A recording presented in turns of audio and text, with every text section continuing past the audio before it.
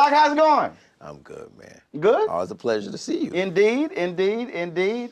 It has certainly been a different world for entertainers the last 18 months, couple of years. And so how have you had to deal with it? Well, like everybody else, one day at a time. And my faith is what's kept me going, man. I mean, people are like, what's next? I'm like, you tell me. You know, we just take it day by day. Mm-hmm. Mm-hmm.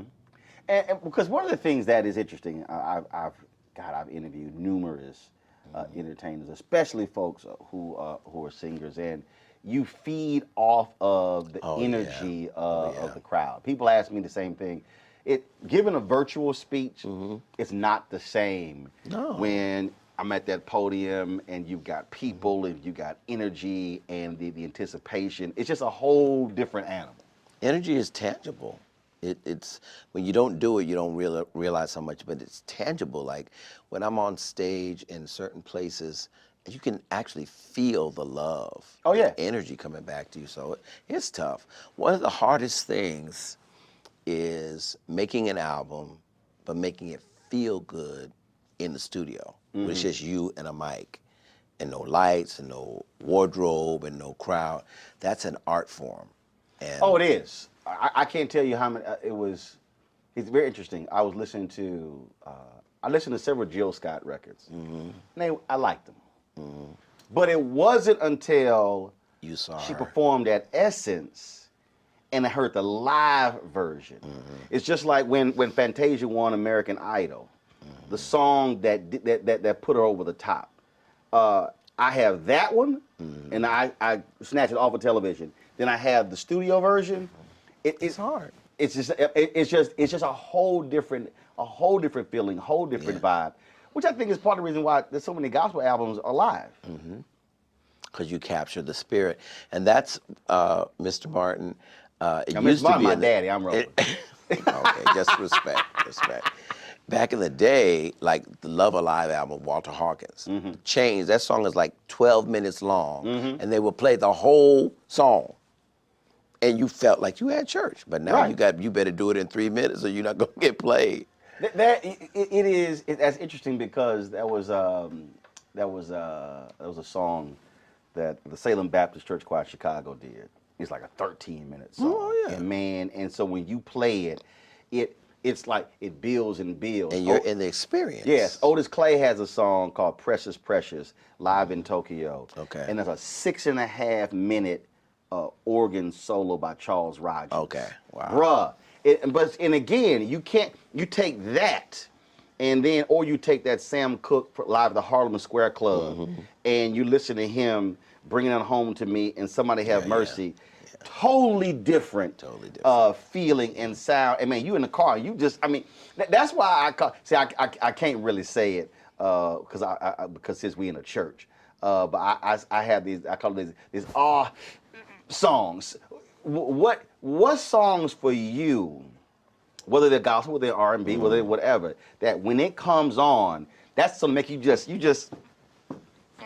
oh yeah, it just hits you. There's a lot of them. There's a lot, and I was talking to someone the other day. I was hearing the song "Stand" by Donnie McClurkin.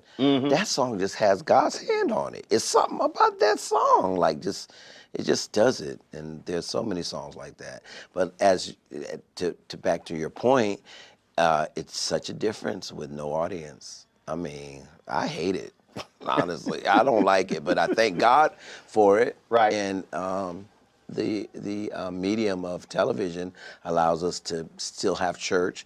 I've not missed one Sunday at my church, but because of on camera. But this coming up is going to be our first Sunday with people in the audience. Yeah. So. Okay, so you said Stand. I love that song. Give me a few others that, again, when it comes on, I don't care what mood you in. I don't care where you are. You could be on a plane. Well, believe it or not, somewhere, and when it hit, man, you just like, I don't care what y'all think. Yeah. I'm just about to go. Believe it or not, because I'm a gospel singer, but Ella Fitzgerald is like, hands down, the greatest singer of all time. Really? To me. So whenever I'm anywhere and I hear her voice, I'm like, that's Ella.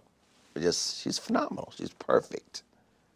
Perfect. See, I think that is when we talk about music, we talk about art is art. So you Yeah, obviously you definitely. have movies, you have television, you have artwork, but I don't believe that there is any other art form that can match the emotion, the intensity, the I mean, no matter what mood you're in, no matter where you are, whether folk can speak the language or not, music is the most incredible art form. Whether they are spoken words or whether it's just music or whether the whole thing is just a hum. Yeah, definitely. Definitely. We have a large amount of success in Japan. And I met a guy, they called him Little Kurt Carr. Now, so you know he's short if they call him Little. Yeah, that'd be funny. They call him Little Kurt Carr. He was 6'5". No, he's shorter than me. But this guy knows every single song that I've ever done. Wow. And can't speak any English. I said, you know the whole language if you put all them songs together. But it was just phenomenal to me, amazing. But like you said, music transcends generation, it transcends culture, it transcends everything. We were talking about Nigeria and gospel. Yeah. When I was in Ghana in 2008, I've been to a whole lot of Holy Ghost filled church experiences in the United States. Yeah. But bruh, They put us to shame. bruh. I'll never forget Mr. Woo! Martin. We were in Nigeria for this thing called The Experience. It was 200,000 people. And it wasn't a rainstorm, it was a typhoon. A typhoon, literally, like rain I've never seen before. It was me, Donnie McClurkin, and Mary Mary, and Ty Tribbett. It was like 8 different artists. And the power went out. And they stood there in a typhoon. How great is our God? See, it was the most humbling thing I've ever seen in my life. So Man. no one could perform. None of us could perform. I think Fred sang early because he had to leave and he was able to perform, but nobody, it rained for hours and they stood there. Didn't move, didn't leave. No, and at the very end, they had like I guess an emergency generator light that would, all of the artists at least go out on the stage to let them know that you are here. Right. And I was standing next to Erica and Tina, Mary Mary, and their hair was like matted to their face because it was that wet. And Right. they were like, Kurt, have you ever seen anything like this? So Because you know, had there been America, we'd have been at home. Oh no, it was shut down. They would've been shut down. So rain comes in, and the crowd just sang. They did not, they just sang. They just started singing hymns to God and just worshiping God. And they're not worshiping him for a new car or a nice house or designer clothes. They're worshiping him because he's God. And it's humbling when you go to Africa, man. Yeah, that's Wait a minute, you said it was called The Experience. It was an experience That for was us. an experience. For us. None of us sung a note, but it was something I'll never, ever, ever, ever, ever forget. See, that's sort of, I was at, what church was I at? It was a church I was at, and the pastor ended up, the choir was so lit, they were so on fire, that he never preached a sermon. It literally transitioned from praise and worship, and the experience just continued for the next hour. And he talked, and they sang, and it was just unbelievable. It happens. And the reason I want to ask that, because you led the choir Fountain of Praise in Houston, and there are a lot of folk. There are a lot of preachers who are like, look, okay, enough, I got to do my thing. Right. But then there are others who understand you allow the Spirit to move, you allow God to move, and if it's flowing, it's flowing. And if the agenda gets changed, it gets changed. But that's when you're in tune with the room and the people in the room. Yeah. Well, I got my start when I was 20 years old. I was music director for James Cleveland. So a lot of people don't know that, but I learned about how to watch the mood in a room and to flow with the spirit. He was a very spontaneous man. Most of the hits that he made were things that just kind of happened. Not planned, all no, organic. just like he would say, high blood, low blood, no blood at all. Like he just had the quickest wit. And I learned a lot of that from him. And then before I came to Houston, I was music director at West Angeles Church in Los Angeles with Bishop Charles Blake. And that's where the Black praise and worship movement started at his church. And so I've learned to just kind of go with the flow. Define that. What is the Black praise and worship Well, movement? before praise and worship started, we had what was called devotion. Where a deacon would get up, oh, I love the Lord, he heard my cry. Well, stuff like that. Or, have you tried Jesus? He's all right. Patrick Henderson, at the leading of Bishop Blake, Patrick Henderson was the minister of music at West Angeles. He and a lady named Judy McAllister came together and took songs that they got from Oral Roberts University, a more Caucasian experience, and they took those songs and blackified them. They put some Lowry salt on them, some onion powder. They put some Tony Chachere's Creole seasoning on it. Chachere's, yeah, and Lowry salt. And the first time, I'll never forget, at West Angeles, which is a Church of God in Christ, Judy got up and said, as the deer panteth for the water, so my soul longeth I. The people was looking like throwing rotten egg like the Apollo, literally. And we just kept doing it and kept doing it and kept doing it. And now it's like you can't get away from praise and worship. Well, the thing is, look, I was born and raised Catholic. Okay. And the decision to found the church was in my grandparents' living room. And the reality is, our culture is different. How we walk and how we talk and how we act. To your point, what we retained from the motherland, the beat, the dancing, or as preachers would say, that itching foot of ours, and that to me is something that we should never apologize for. That is what makes us unique and distinct. It is. You cannot have a worship experience in Africa without them dancing. And not just dancing. It's flags. The oldest mother. It's whistles. The oldest mother in the church will be dropping it like it's hot. Just like there's no insecurity about movement. Uninhibited. And no, right. Ain't nobody swear. Well, what so and so think? They like, look, I ain't here for you. And the men out worship the women. Oh yes. It's almost shameful for a woman in Africa, for a woman to praise God as hard as a man. But here, men have different, refinement and everything with regard to worshiping God. But it all comes from the motherland. It does. It does. You mentioned Japan, and it's amazing that a lot of blues artists and soul artists talk about again how black music, if you will, they love it, how it just how other people receive it. What has there been a particular place other than Japan that shocked you in your travels when you went, oh y'all get down with our stuff like this? Not really shocked me that they accept what we do, but a lot of certain countries in Europe, we do a lot of tours in Europe where they would know like the BBB song on a record, not the A songs. They knew, one time we did this fabulous opera house in Italy, and they held up this song. They had posters like, please sing. I was like, oh my God, we've never sung that song before after the record. So here's like, here's a standard playlist. We know what the hits are. No, after I had a song. They go deep.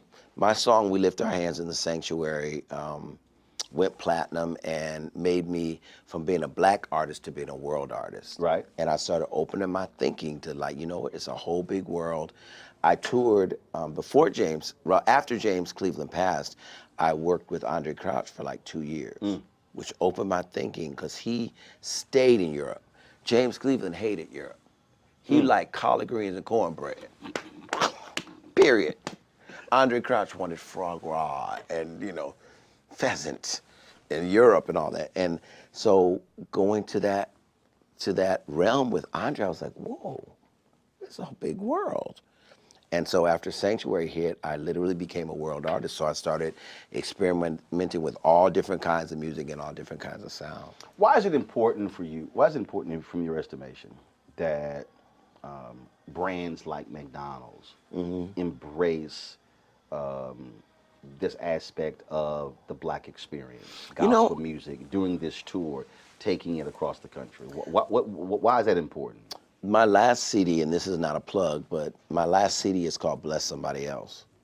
And I did a song with Yolanda and Mary and Smokey and Fred Hammond and John Key and Kiki Wyatt and Faith Evans, like 16 artists came together to do this song about when I'm blessed, I have to bless somebody else. And I think McDonald's, they're putting their money where their mouth is.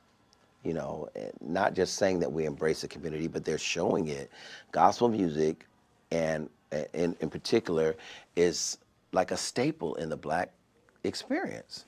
And it's a way to ensure that we can all come together, all kinds of people. I've done the tour several times, and it's amazing to see sometimes when we were in certain cities, people would come 2 hours early, standing outside waiting to get in.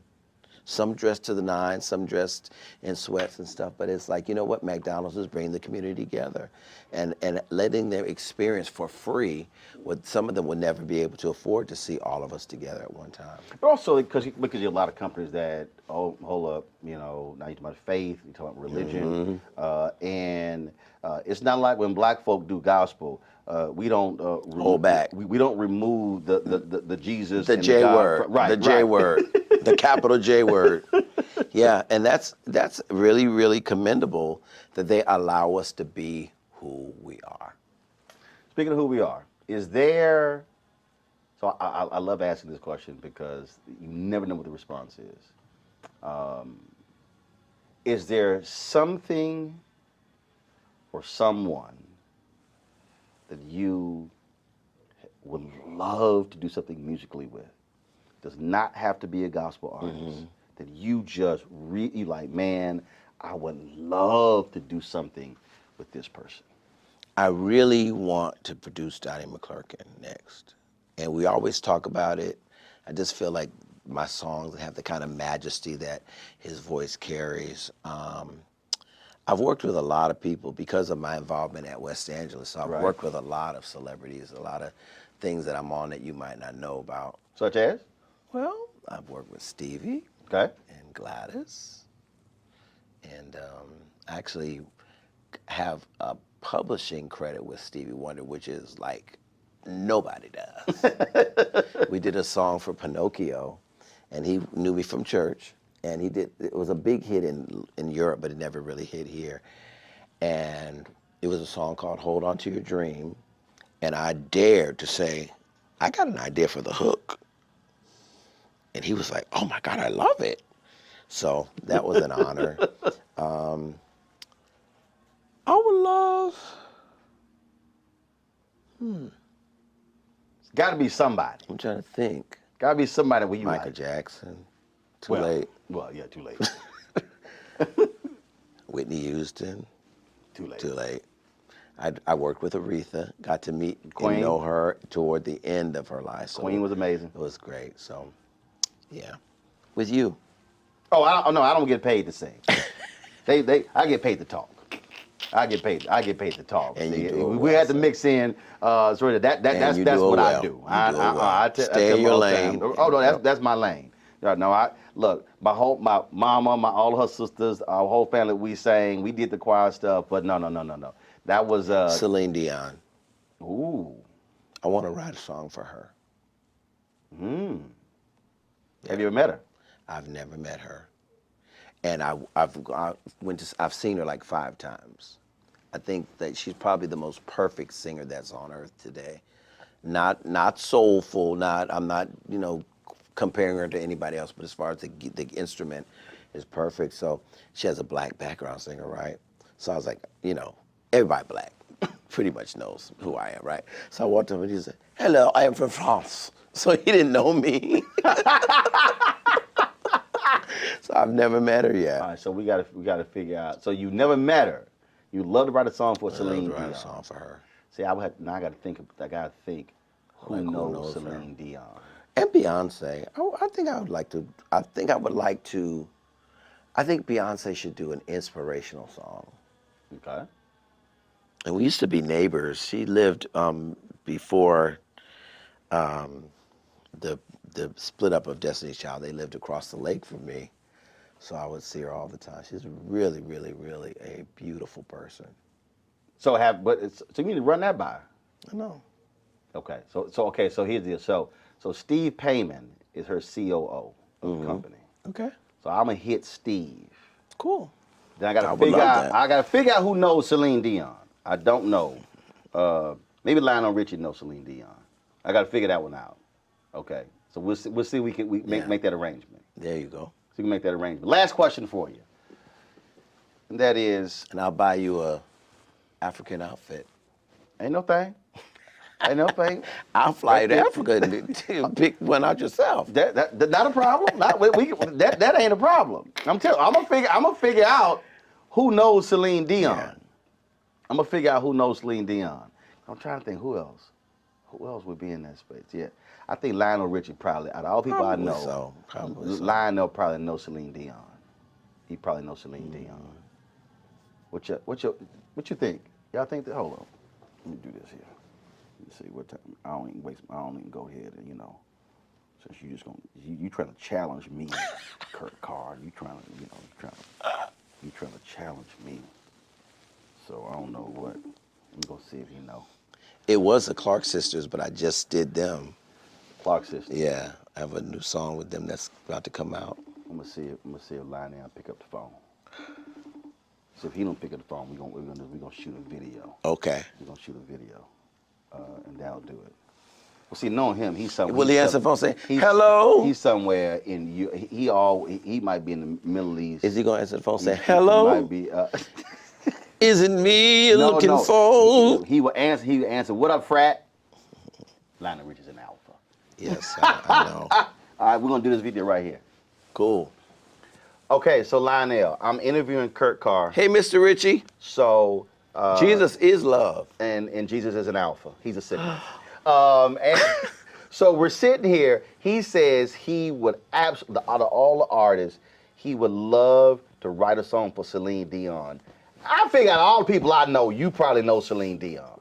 But if you do know Celine Dion, we need to hook that up. But you probably need to also do something with Lionel. Hey, but Jesus is love too. so there you go. So let me know. Hit me back, frat. And yes, let's hook a Sigma up. Let's show. I was actually listening to the song recently. That track is great. The way it builds, it's perfect. It's a great song, timeless. Well, you let us know. You hit me back, and then we'll see if we can hook that up. I think I'm gonna bring that song back. I'm gonna do it. I'm gonna do it in church. Okay. I'm gonna bring it back. All right. Holla. Peace. All right. We'll send it to him right now. Okay. We'll see if we can do that. Man, always good to see you. Man, it's a pleasure. Indeed. Keep doing your thing. Thank you so much. Keep hanging. And then if you ever go to Japan and go back to Japan and lose your luggage, you know who you can call. Little Kirk. Yeah, little Kurt Carr. Appreciate it. Thank you, man.